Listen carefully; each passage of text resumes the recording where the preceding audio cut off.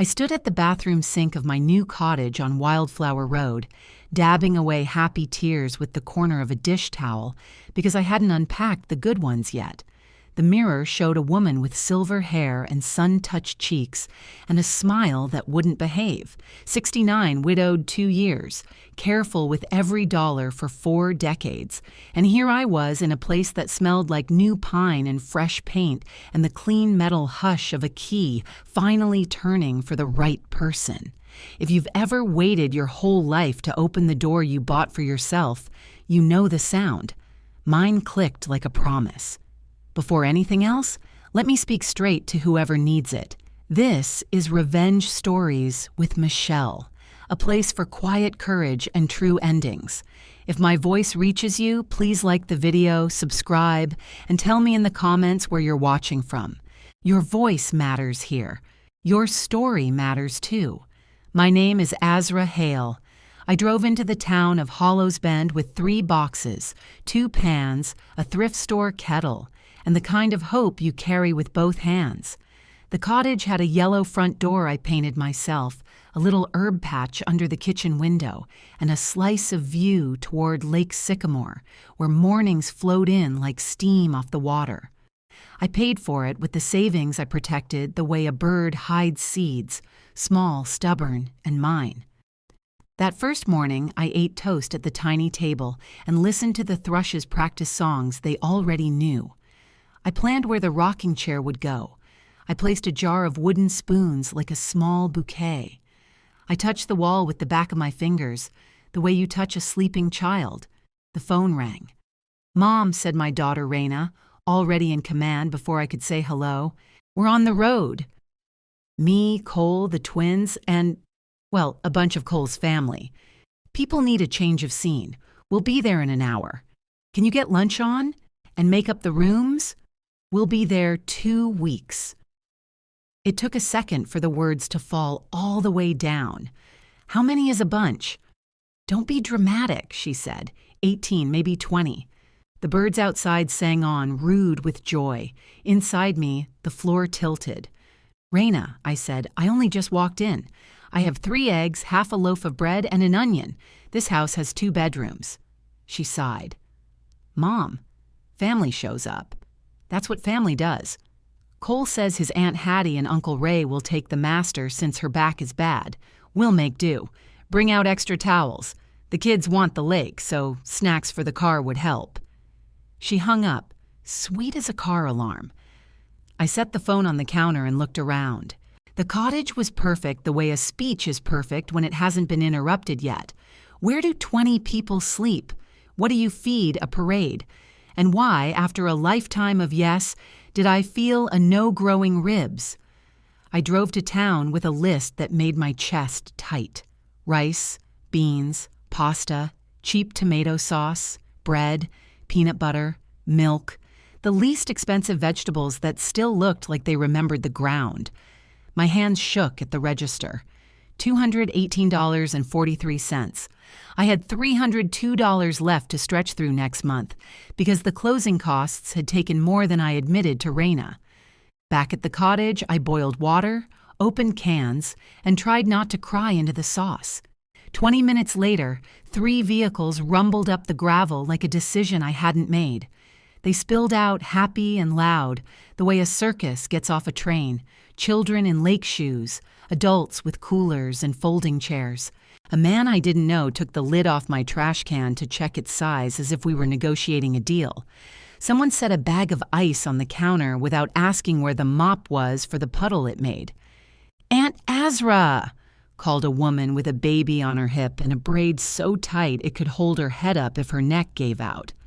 "Oh, this is perfect." What a darling little place. "We're starving. I'm Hattie, Cole's aunt. Is the big room ready? Baby needs quiet." The twins, my grandsons Leo and Finn, 7 and narrow as willow branches, ran past me to the back and straight through my herb patch.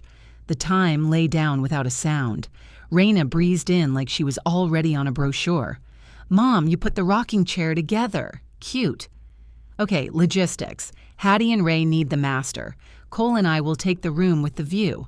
The kids can do pallets on the floor. The others are fine in the living room. We'll need more towels. Oh, and I posted a little "We Made It" video, and people are asking if they can come by for the weekend barbecue. Isn't that nice? I set a pot of rice on the counter with both hands and didn't trust my voice. Lunch looked like kindness that had been stretched too thin. I had 8 plates. The 9th person got a bowl. The 10th got a skillet lid. People ate fast and asked what else there was. Ray wanted meat. Hattie wanted decaf, but the good kind. A cousin named Mason opened my refrigerator and moved my things around the way a person rearranges a story to suit them. "Where's the Wi-Fi?" a teenager asked, thumbs in perma-prayer on his phone. "Not yet," I said. He made a face like grief. "What do we even do here then?" "Breathe," I wanted to say. I didn't. That night, the house snored like rooms do when people believe they're owed rest. I lay on the small sofa with my knees slightly bent because the other bed had gone to Hattie's back and Raina's rights, listening to the refrigerator click and the pipes thrum. Somewhere in the dark, a switch flipped. Not a dramatic one, the kind you slide because the old way of seeing is too heavy to hold. At 5:12 a.m., the baby cried, and so did every other child who needed a reason. By 5:20, there were feet at my door asking for cereal, milk, pancakes, and Wi-Fi prayer again. Noah, Cole's brother, not the Noah you're thinking of, stood in my kitchen scratching his chest under a shirt that said, "Eat, sleep, fish, repeat." "You got coffee?" he asked. "Not the instant stuff." "I have instant," I said. He opened a cupboard like a judge and groaned. "We'll go to town," he declared. "Get real coffee. Bacon, eggs. Kids gotta eat." "Do you have cash?" I asked. He laughed the way men do when they think a joke has already been told. "We'll figure it out," he said, which is what people say when they mean you will. Cole appeared behind him, kissed the air near my cheek, and said, "2 bags of charcoal, Ma." And I put a post up in the local group about a Saturday cookout. Folks are excited. You'll be famous. Oh, and I listed the cottage on an app as a family retreat while it's empty in August. Free publicity. We'll talk. I blinked. "You did what?" "It's nothing," he said. "A floating listing. Not live." "Calm down," Raina floated in, wearing my robe like she'd invented mornings. "Mom," she said, "let's get organized." "A big shop, okay? Everyone pitched in for gas. You can at least do food. And don't make that face. Smile." It's a beautiful day. I did not smile. I boiled water for the one brand of instant coffee I had. I made toast from the bread I bought. I scrambled the last 6 eggs. I watched people eat what I couldn't afford and talk about a future they hadn't asked me to live in. At 9 o'clock, I took my purse. "Town," I said. "Back soon." They handed me lists like they were tipping a bellhop. Hattie needed diapers and a specific formula because the other one made the baby gassy, and we couldn't ruin the lake with screaming. Mason needed a memory card. Ray needed fishing line and a hat with a neck flap. Cole wanted beer and cigarettes and the kind of ice that doesn't taste like freezer. Raina wanted, "Something special for dinner, Mom. Please don't embarrass me with just rice." I nodded because I have learned that nodding is the best way to keep your hands free. I didn't go to the supermarket first. I drove to Sycamore Street, parked in front of the bank, and asked the manager. Mrs. Corbett. Gray braid. Clear eyes. To set alerts on my account for anything over $50. I asked for a new card. I asked to lock my daily limit. She looked at me the way women look when they know you aren't the first and won't be the last. "You're not alone," she said. "Sign here." 2 doors down from the bank sat Barlow and Finch, attorneys at law. The sign leaned a little. The doorbell was a real bell that chimed from a spring older than both of us. Nina Barlow met me in soft shoes and a blue blazer, and the eyes of someone who has seen the way family uses the word.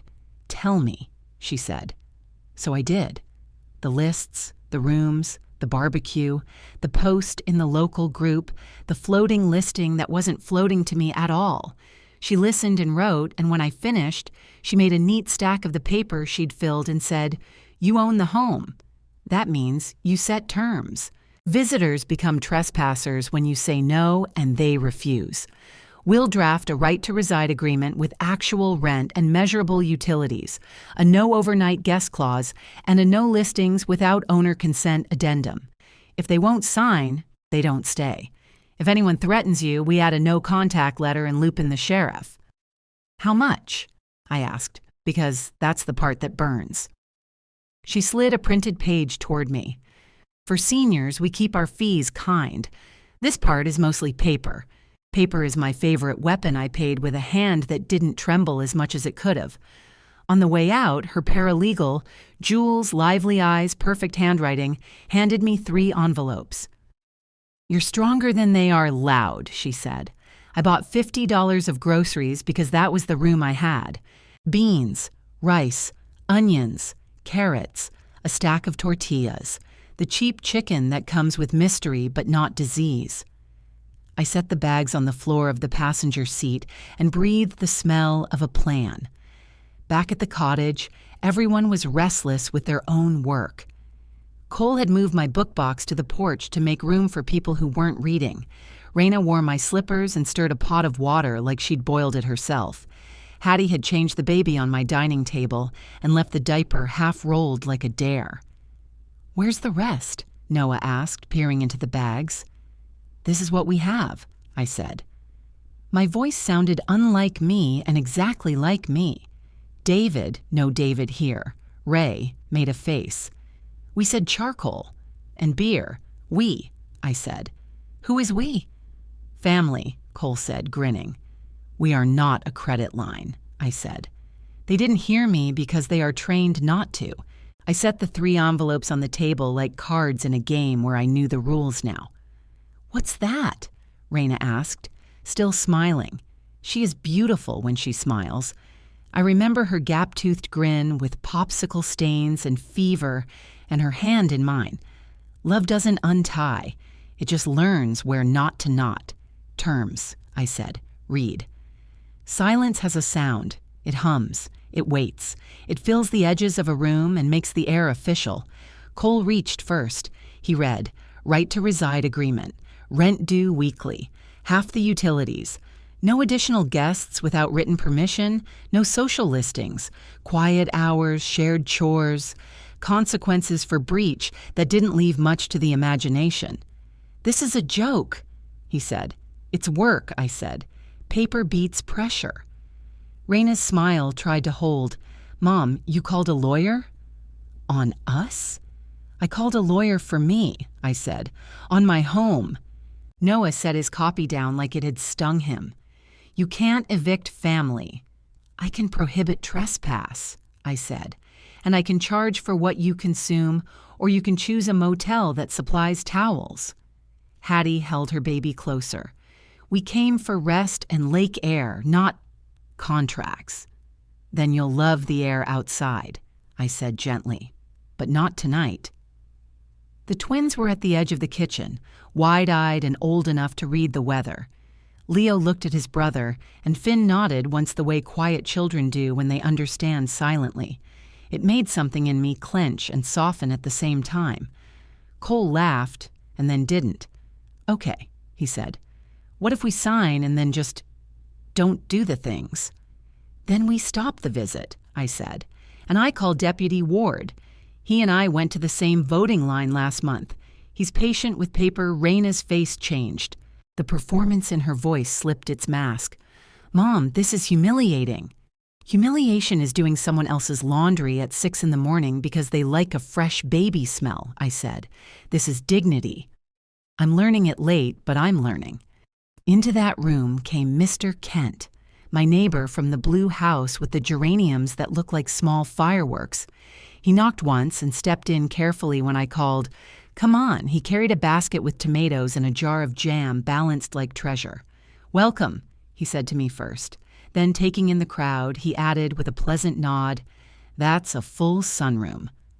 "Hope everyone brought something to share." "Of course," said no one. He set the basket down and patted the lid like you pat a dog you trust. "Well," he said, "holler if you need a hand." We look out for each other on this road. I held his eyes a beat longer than manners require. He held mine back. A line slid into place on the floor between us and them, white and neat and real. The vote happened the way these votes always do. First with noise and blame, then with bargain, then with a face-saving compromise that wasn't. Cole stormed toward the door and then remembered the lake. Hattie cried a controlled cry that tried to order the room. Noah hinted about what the internet says about squatters. And I handed him a printed page that was different from whatever his cousin blogged. Raina cycled through sorrow, pride, anger, and the soft tired of a woman who knows where she put her keys, but not what door they open. By 7 p.m., 3 people had signed. By 8, 5 had packed. By 9, the cottage felt like itself again, with the soft mess of my life instead of the loud mess of theirs. Raina stood in my doorway with the robe knotted hard. "You used to be softer," she said. She wasn't mocking, she was remembering. "I still am," I said. "I'm just not dissolving." She swallowed. "We'll go to Cole's cousin's place by the river. It's smaller. The twins want Saturdays here. Can we work that out like grown-ups?" "Yes," I said. "Write it down." They left with the slam of a trunk and the soft apologies of tires on gravel. The herb patch outside looked trampled and hopeful. I made beans and rice and fried an egg and ate at my small table with the jar of wooden spoons like a bouquet, and the yellow door locked in a way that isn't about fear, it's about choice. "You want a twist?" 2 days later, I found an online listing with my address that wasn't floating at all. Photos from Raina's post. A caption calling the cottage a cozy family retreat with flexible dates and a too low price that felt like a dare to the wrong kind of person. My phone pinged with 3 requests I had never seen and one "we're outside message that made my heart bang. I called Nina. She called the platform. Paper again. The listing came down within the hour. We screenshotted everything because screenshots are the new witnesses. Deputy Ward drove by, took a photo of the yellow door, and said he liked the color. "My mother would," he added, "which is country for I hear you and I'm here." That Saturday, I found 3 envelopes in my mailbox with my name spelled like someone was guessing. Inside, pre-addressed change of address forms to forward my mail to Cole's P.O. box for convenience. Mr. Kent saw the envelopes in my hand and said in that careful way polite men have when they are not in your business but are absolutely in your corner. "If you need a witness to your good sense, I can be that." We flagged the post office. We flagged the utility company after someone tried to set up auto pay with a card number that was not a card. Barlow and Finch sent a cease and desist with a paragraph that would make a bully swallow his own name. The air cleared like a window opened. Then the second twist blew in sideways.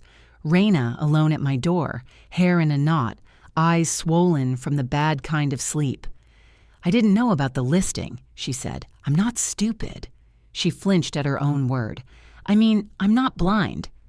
"Cole, he thinks ideas make rent. I'm sorry about the mail thing. That wasn't me." I drew a line with him. He stepped over it. I told him to come get his boxes from the cousin's shed and take his plans with him. She stood on the threshold like a woman who doesn't know if she's still invited to her own life. "Come in," I said. And because God has a sense of humor, the kettle began to sing. She saw the printed agreements on the counter, the stack of flyers I had made for a little experiment I was trying, Yellow Door Evenings, and she picked one up. It read, "Bring the paper that scares you. We'll read it together." Under it, "Neighbors welcome. No charge. Beans on the stove." "What is this?" she asked, a laugh in her voice that wasn't unkind. "A kitchen table clinic," I said. "Mr. Kent says people out here get letters and leases and notices and no one to make them smaller. So on Wednesdays, I'm going to try to shrink paper."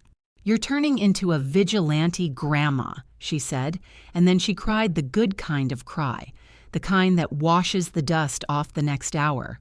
"Mom, I did this to you, and now you're making soup." "Soup is how we win," I said. She stayed 3 hours and left with a copy of the parenting time agreement Nina drafted, so the twins' Saturdays wouldn't be used as bait. She signed it. I signed it. We didn't hug like a movie. We touched cheeks and breathed the same air without choking on it.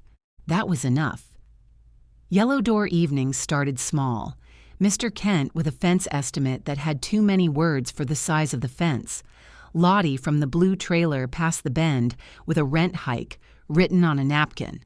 Jules from the law office came with her good pen and taught folks where to underline.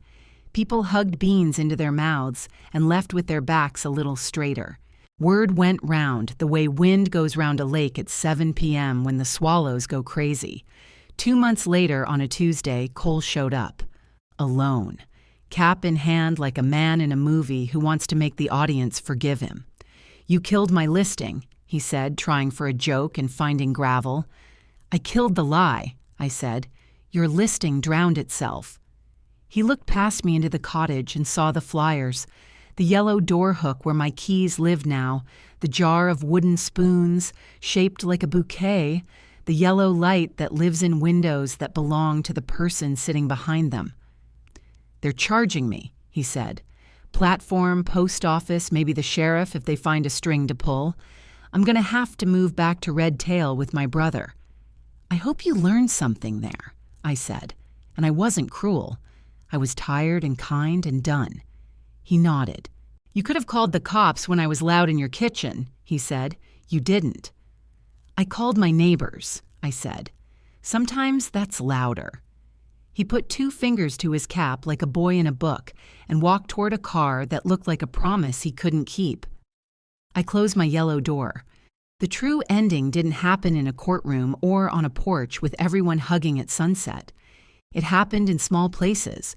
It happened when Leo and Finn came every other Saturday with their shoelaces tied and their laughter ready, and we baked tortillas on the dry pan and flipped them with our fingers like we were braver than we felt.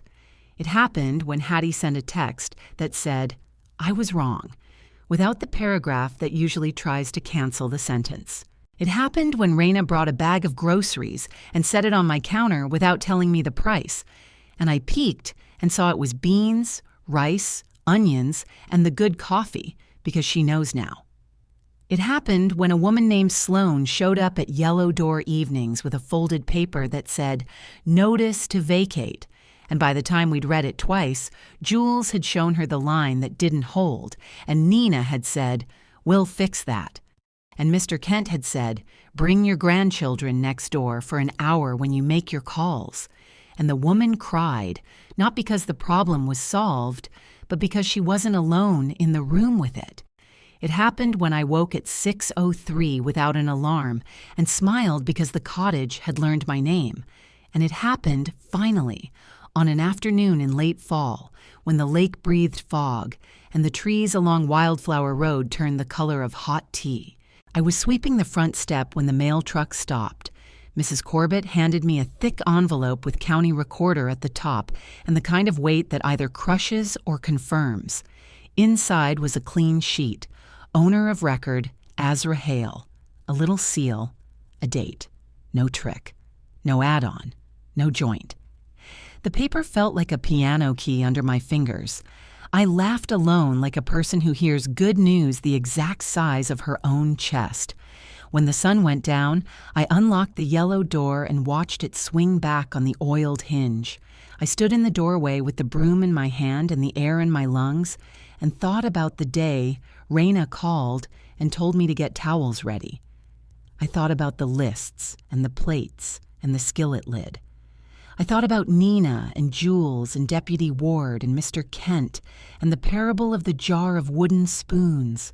I thought about how revenge isn't wreckage, it's rebuilding. They wanted a free hotel. I built a bright clinic. They wanted to rename my house.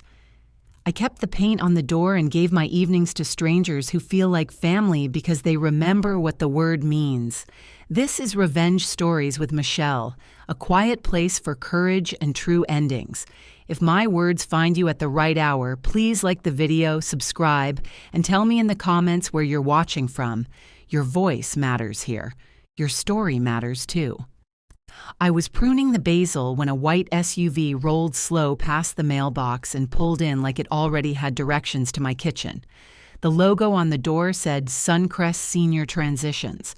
The woman who stepped out wore a suit the color of oatmeal and a name badge that caught the sun. Dahlia Peck, Senior Placement Coordinator. Miss Hale? She called, already smiling. I'm here for the safety assessment. It's complimentary. I didn't request one, I said. Of course, she said, like I'd paid her a compliment. We had a referral. A family member reached out. We just need 10 minutes to walk through and make sure you're safe. She lifted the clipboard a little higher. Sometimes we catch trip hazards and risks. She looked at my steps, my yellow door, my hands, my face. I know that look. It tries to turn a person into a list. Who referred you? I asked. We protect our sources, she said, which is not an answer, but it is a clue. I'm safe, I said. That's what everyone says, she said gently, until they fall. She took a step toward the house. My house. The cottage I bought with the tender, stubborn money of a life. Behind her, the basil lifted its small hands and watched. Stop, I said. She stopped, still smiling. It's really best to do this before any crises. We also look at finances to see what community benefits you qualify for. There are wonderful options where your meals are cooked and your neighbors are age-matched. I can get you on a tour this afternoon. What paper do you want me to sign? I asked. Just an authorization so I can gather your records, she said, flipping the top page like a magician. Primary care, pharmacy, bank, and deed, so the community can do their due diligence. It protects you. She had a pen ready. She always does. Ma'am, I said, and I made my voice the kind you use to call a child out of the road. Put the pen down. Her smile held. I know this is emotional. It isn't, I said. It's legal. And it's my front step. I pulled my phone from the pocket of my apron and called Nina Barlow. She answered on the second ring. I put her on speaker. Ms. Peck, Nina said, calm as a clean desk. This is Ms. Hale's attorney. The authorization form you're holding is a financial release dressed up as a safety check. You'll leave your card on the step and depart the property now. If you have a true referral from Adult Protective Services, you'll coordinate through their office and schedule with us. If not, this contact is finished. Dahlia tried to keep the smile. It slipped. I think you're overreacting, she said. I think you're trespassing, Nina said. My neighbor, Mr. Kent, appeared at the edge of the hedge as if the hedge had made him. He raised his hand in a friendly hello that doubles as a witness oath out here. Morning, he said to me, looking at her. Need a hand? We're just wrapping up, Dahlia said quickly. She tucked the pen behind her ear and slid a card onto the step.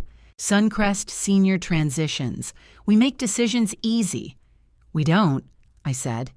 She left. The basil smelled like a fresh number. I took the card inside, wrote BARRED across the front, and dropped it in a file I keep for paper that tried me. I watered the herbs and thought about the shape of my day, because that is the right I wake up holding now. At noon, yellow door evenings would turn into a yellow door afternoon, because Lottie works nights. At 3, Leo and Finn would tumble through the gate like laughter.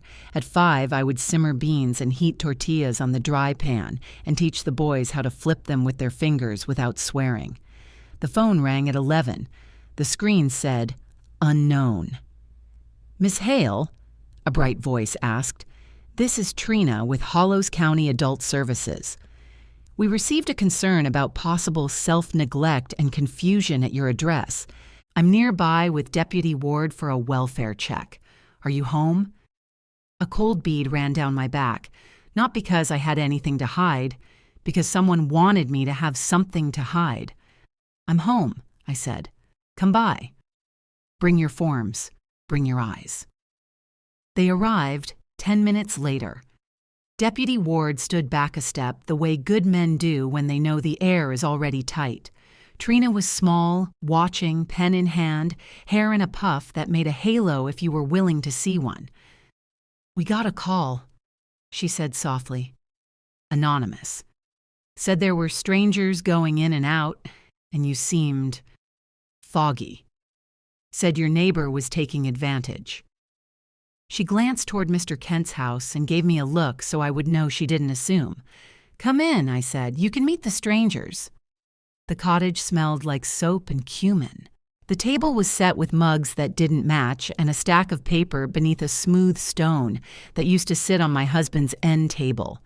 I keep it there because some things should still hold something for me. I poured coffee. Trina asked the right questions. Did I know my medications? Yes. I keep them in a tiered tray with days and times. Did I pay my bills? Yes. I showed her the alerts Mrs. Corbett had set on my account and the printed ledger I keep on the fridge with a pencil tucked into the magnet. Who was in and out? People with paper, people with beans, people with a front door they could knock on first. We stepped outside to the herb patch. The basil had popped. The thyme had forgiven the twins. Deputy Ward looked toward the lake and said his mother made tortillas the way I do. Then he smiled at me like a man who does not worry about me when he drives away. "Here's my card," Trina said, tucking it under the smooth stone. "If anyone comes back using my name, you call me first." We get these anonymous calls sometimes when folks are trying to push an elder around. It's not the emergency people think it is. It just makes a mess. She paused. "Are you safe with your family?" "I am now," I said. We wrote it down. When they left, I walked back to the basil and picked a handful for the pot. My hands stopped shaking somewhere between the sink and the stove. I tasted the sauce. It tasted like tomato, onion, garlic, and a woman who doesn't let strangers narrate her. At 2:30, Raina texted, "Running late. The bus is a snail." At 3:15, Leo and Finn arrived in a storm of shoelaces and identical grins. We washed our hands and patted tortillas. They told me about a science experiment gone wrong and a substitute teacher who learned that 7-year-olds can smell weakness. I watched their mouths move and thought again about the word revenge. It sounds like fire. Mine feels like water. I pour it where it belongs now. At 6, Raina knocked. She didn't just walk in, and that mattered. She took a deep breath at the door and then let it out. Her hair was up. Her eyes were clear. There was a tote bag on her shoulder that said, "Second Chances Thrift." "I got the job," she said without fanfare. "Front desk at the clinic. Evenings into nights. I won't make a fortune, but it's mine. The twins' schedule is on paper. I brought a copy." She set it on the counter with the care of a person who understands the worth of a page.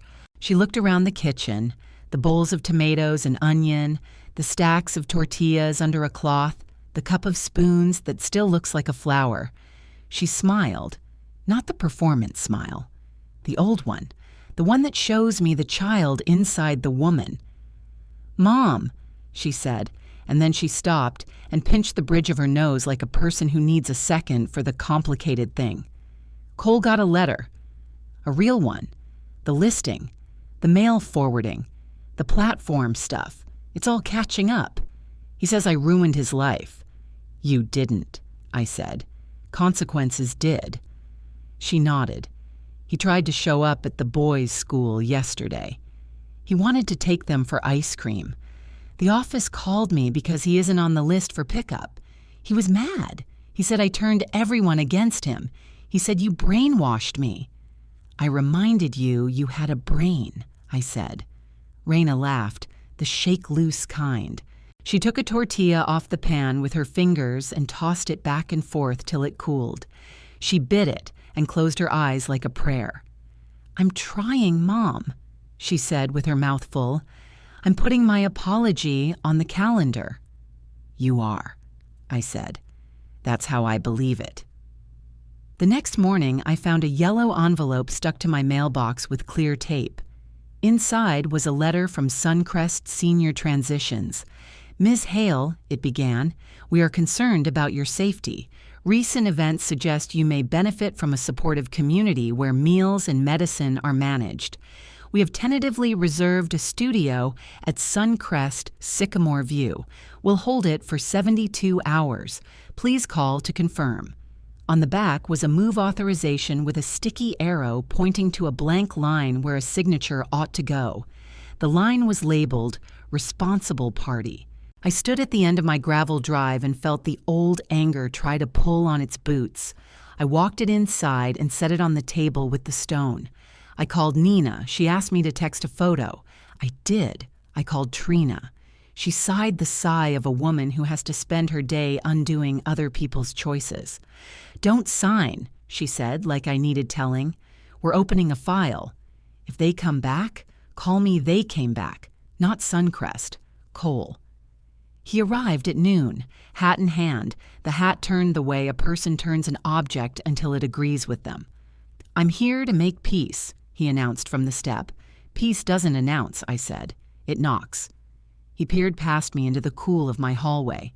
"Can I come in?" "No," I said. "You can speak from there."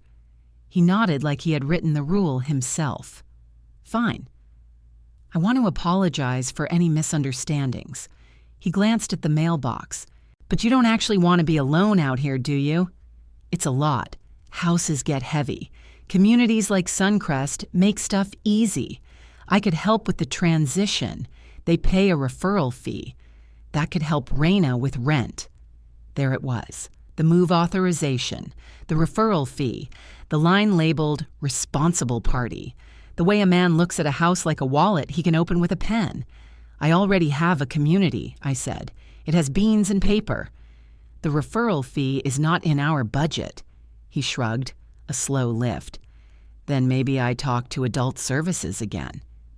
"It would be a shame if folks thought you weren't safe. I could say your neighbor is—" I held up my hand like a crossing guard.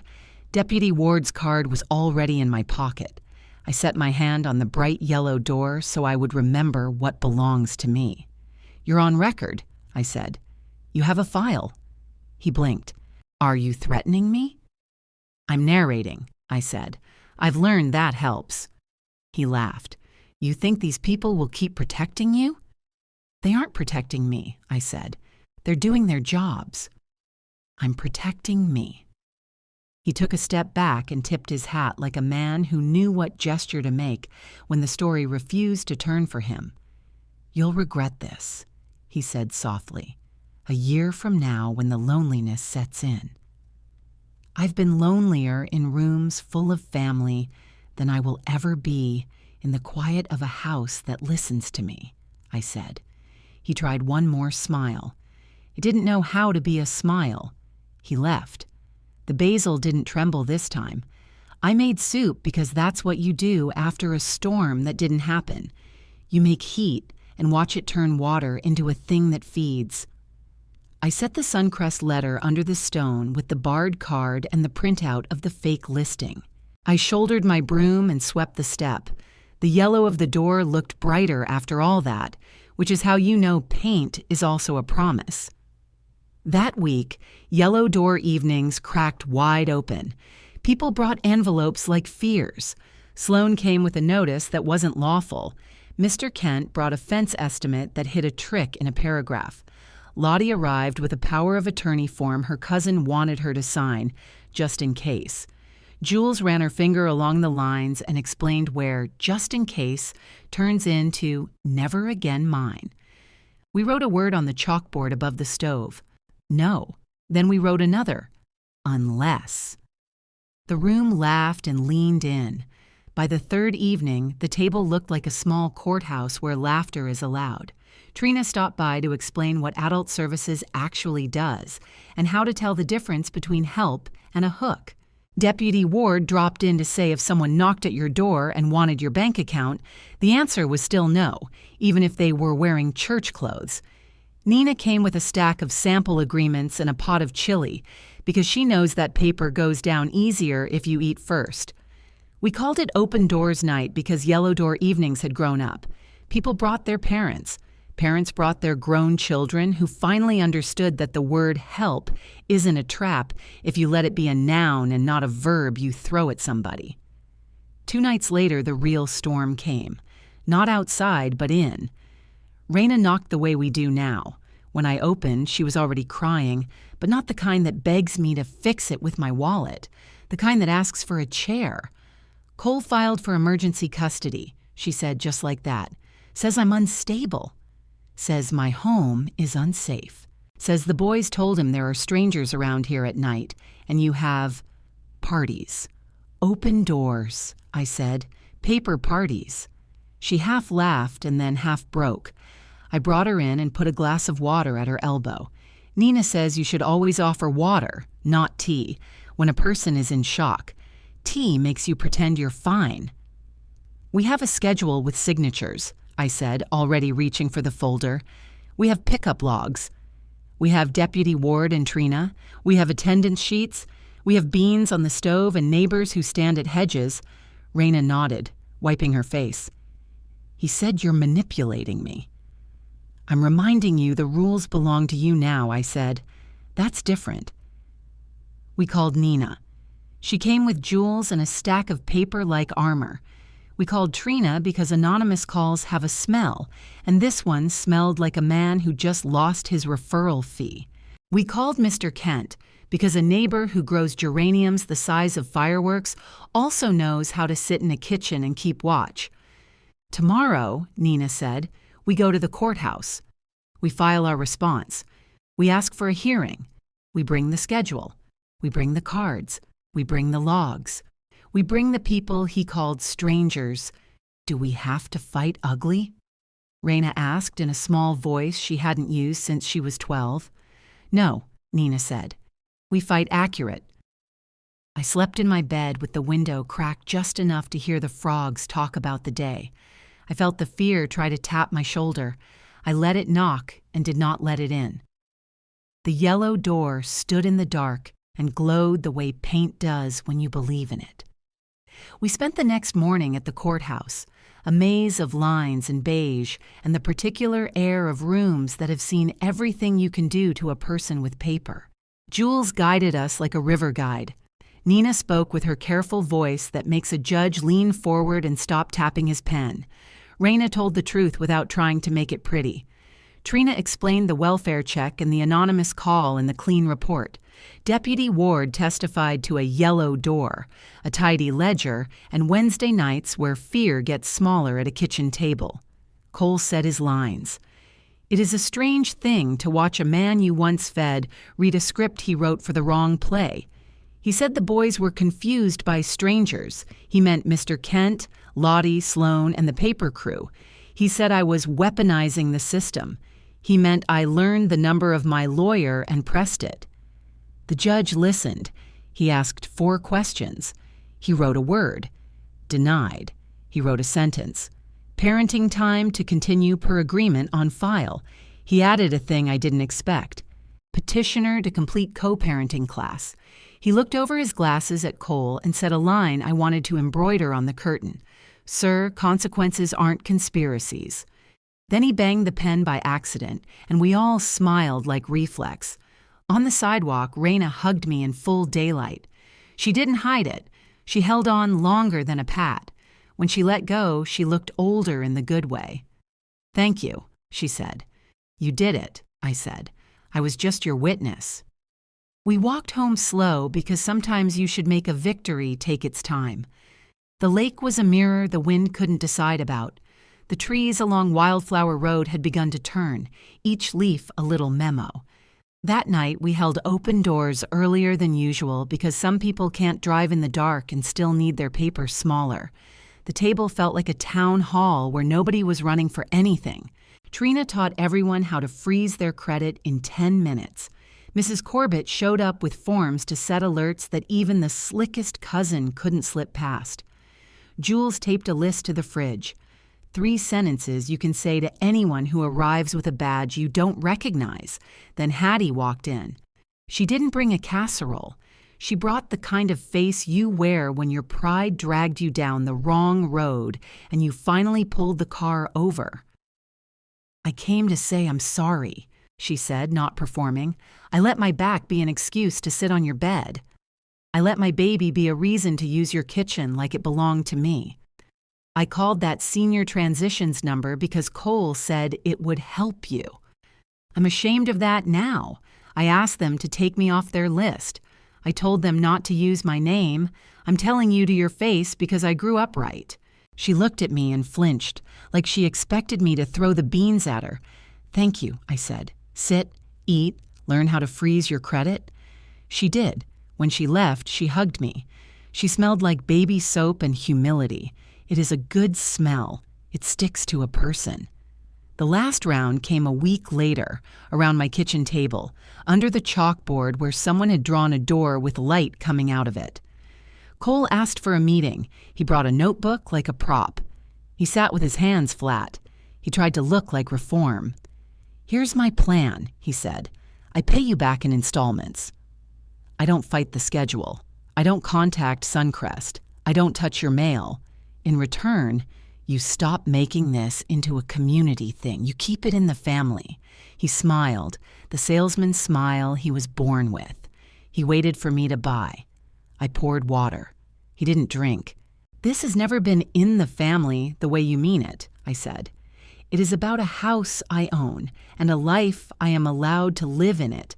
It is about a daughter who untangled herself. It is about 2 boys who deserve adults who tell the truth. It is about neighbors learning to read paper. That's not gossip, that's good practice." He looked at Raina and tried to aim his charm. She didn't blink. "You can make payments," I said. "We will sign it. Nina will hold it.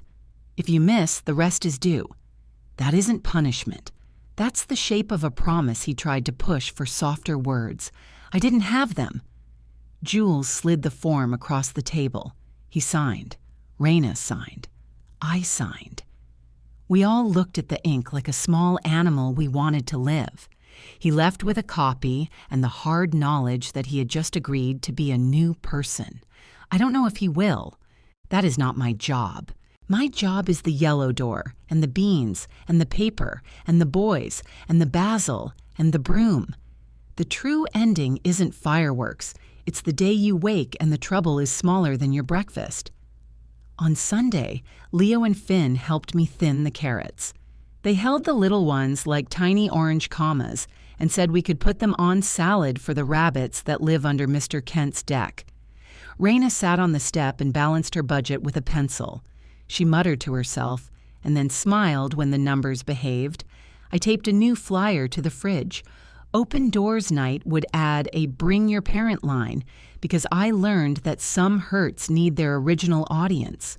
At dusk, the lake breathed fog. A heron stood in the shallows like a thought you don't want to scare. I rinsed the bean pot and left it to dry on the rack. I wiped the table with a cloth that smells like lemon. I ran my hand along the yellow door from top hinge to bottom hinge because sometimes you need to touch your own choices. If you came looking for a grand finale, I don't own any fireworks. I own a broom and a wet rag and a stack of agreements. I own a door I painted myself. I own the quiet sound a lock makes when it obeys me. I own a name on a deed, but more than that, I own my days.